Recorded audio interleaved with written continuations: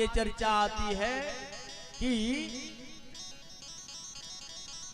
प्राग ज्योतिषपुर में एक भौमासुर नाम का दैत्य था जिसने 16,100 कन्याओं को बंदी बना के रखा था बलि देने के लिए। क्यों?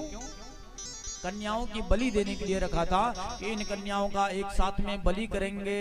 भगवान ने विचार किया, चलो सबका तो वध कर दिया, एक बड़ा भयानक आतंकवादी है।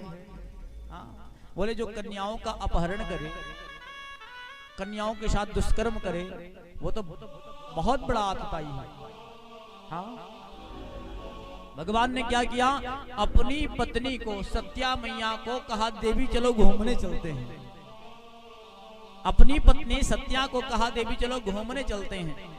तो सभार्यो गरुणारूढ़ प्राग ज्योतिषपुरी गताः, अपनी पत्नी सत्या को गरुण जी पे बिठाया और प्राग ज्योतिषपुर के लिए प्रस्थान कर दिया। भगवान ने विचार किया, मैंने सुना था कि हमारे पिताजी ने अपनी पत्नी के साथ में युद्ध किया था, कैकेयी मैया के साथ में, चलो हम भी कर लें, यहाँ कुछ अलग कर दें। अपनी पत्नी को लेकर के कहां पहुंचे? युद्ध करने पहुंचे। और जैसे प्राग ज्योतिषपुर में प्रस्थान लिया, वहां 5 मुख वाला दैत्य था, मुर नाम था उसका। भगवान के ऊपर टूट पड़ा, नाना प्रकार से अस्त्र शस्त्रों की वर्षा करने लगा। अंत में भगवान ने सुदर्शन चक्र को आदेश दिया, जाकर के उसके 5 मुंड को नष्ट कर दिया, मुंड को काट दिया और उसका वध कर दिया। मुर नाम के दैत्य का वध करने के कारण भगवान का नाम क्या पड़ा? मुरारी। बोलो कृष्ण मुरारी सरकार की जय। अब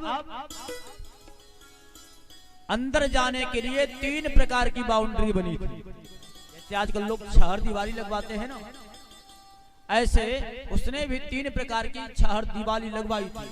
बोले कैसी कैसी?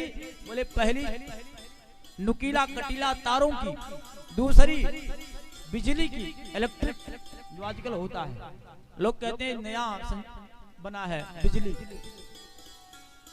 हाँ, एक बात बताऊं, यथा पूर्व अकल्पयत, आज का विज्ञान कितनों आगे बढ़ गया हो, कितनों आगे बढ़ गया हो, पहले से ज्यादा आज कुछ भी नहीं। ऐसा नहीं कि कलयुग के पहले सतयुग में ये सब नहीं रहे होंगे, इससे बड़े बड़े यंत्र रहे होंगे। विचार करिए, पुष्पक विमान था जिसकी ये क्षमता थी, उसमें कितने लोग भी बैठ जाएं, एक सीट हमेशा खाली रहता था। आज फोन लगाना पड़ता है, पहले लोग ध्यान करके बात कर लिया करते थे, वो टेक्नोलॉजी आज है। तो पहले से ज्यादा आज कुछ भी नहीं।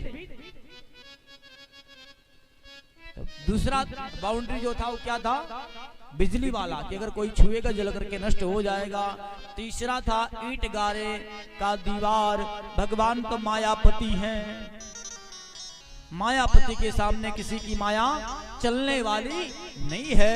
तो भगवान ने सुदर्शन चक्र को भेजा, जा करके तीनों द्वार को तोड़ करके अलग कर दिया, अंदर प्रवेश लिया। भौमासुर ने देखा कन्हैया को, टूट पड़ा, अस्त्र शस्त्र बरसाने लगा, एक के बाद एक नाना प्रकार के अस्त्र शस्त्र आकर के भगवान के शरीर से लगते, रक्तस्राव होता, रक्त प्रवाहित होता, खून निकलता, लेकिन भगवान ने एक बाण भी नहीं चलाया। बगल में सत्या मैया थी, अरे प्रभु आप क्यों इसे मारते नहीं? अरे बार बार आपके ऊपर ये बाणों से प्रहार कर रहा है, आपके शरीर से रक्तस्राव हो रहा है, आप मार क्यों नहीं देते इसे? भगवान ने कहा, देवी मार दो। अरे बिल्कुल मार दो। श्री कृष्ण भगवान ने कहा, देवी विचार कर लो, आप कहो तो मार दो। देवी जी ने कहा, प्रभु हम क्यों मना करेंगे? अरे ये मेरे पति को मारे जा रहा, हम मना करेंगे? जल्दी मारो इसे। भगवान ने कहा, फिर विचार कर लो, ये भौमासुर कोई और नहीं है। कौन है प्रभु? बोले ये आपका बेटा है। मेरा बेटा? बोले हाँ हाँ आपका बेटा। जब मैं रसातल में हिरण्याक्ष नाम का जो दैत्य था उसका वध करने गया था, तो वहीं पर भौमासुर था जो भूमि का पुत्र है। भूमि कौन है? भगवान की पत्नी, भूमि का बेटा भौमासुर। भगवान उसको मारने जा रहे थे, लक्ष्मी जी भूमि देवी हाथ जोड़ करके खड़ी हो गई। बोले प्रभु ये आपका बेटा है, इसे छोड़ दो, ये मेरा है। तो भगवान ने कहा देवी छोड़ तो देते हैं, लेकिन आज के बाद जब तुम कहोगी तबे मारेंगे। बस इतने काम था पत्नी को ले जाने के लिए युद्ध में, पूछने के लिए तुम कहो तो मार दो। भगवान ने कहा देवी अब बताओ मारे कि ना मारे। भगवान मैया ने कहा चाहे बेटा हो चाहे बिटिया हो, जब पति को मारने के लिए आगे बढ़ गया तो उसे मार दो। पति से बड़ा कौन होता है? नारी धर्म पति आन न दूजा।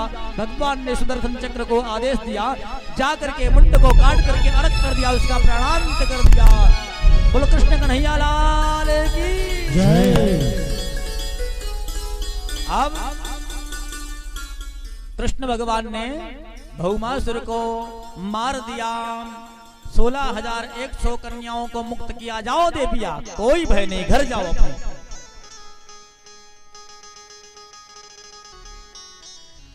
अब कोई भय नहीं है। भगवान ने कहा कोई भय नहीं है, तो देवियों ने कहा प्रभु भय क्यों नहीं, आप विचार करिए। आपने मुझे कारागार से मुक्त कर दिया, समाज के बंधन से आप मुक्त नहीं कर सकते। समाज में जाएंगे कौन मुझे स्वीकार करेगा, कौन मेरे से विवाह करेगा, कौन शादी करेगा? अरे मेरे पता नहीं मेरे परिवार वाले स्वीकार करेंगे कि नहीं करेंगे। हाँ अरे जब संसार ने माँ सीता जी को नहीं छोड़ा तो हमें कौन छोड़ेगा? और इससे बढ़िया है कि हम सारी स्त्रियां जाएंगी एक साथ किसी नदी में कूद करके मर जाएंगी, यही मेरे लिए उचित रहेगा। सत्या मैया बगल में खड़ी थी, उनको दया आ गई। उन्होंने कहा देवी चिंता मत करो, मेरे पति देवता सामर्थ्यवान है, सभी ने के साथ चलो ये सबसे विवाह कर लेंगे। हाँ जो पुरुष कहते हैं कि 2 4 ना करें, अगर आपकी पत्नी कहेगी एक और कर लीजिए तो कर लीजिएगा, हाँ फिर कोई दोष नहीं है। लेकिन पत्नी से पूछ लीजिएगा, अगर वो कहे कि प्रभु मेरी इच्छा एक तो और कर लो, तब कर लीजिए। कोई पत्नी ऐसा कहेगी? हाँ किसी में क्षमता है कि पति देवता मेरी इच्छा है एक और कर लीजिए आप। हाँ अब भगवान 16,100 कन्याओं को लेकर के कहां पहुंचे हैं? द्वारिका पहुंचे हैं, जहां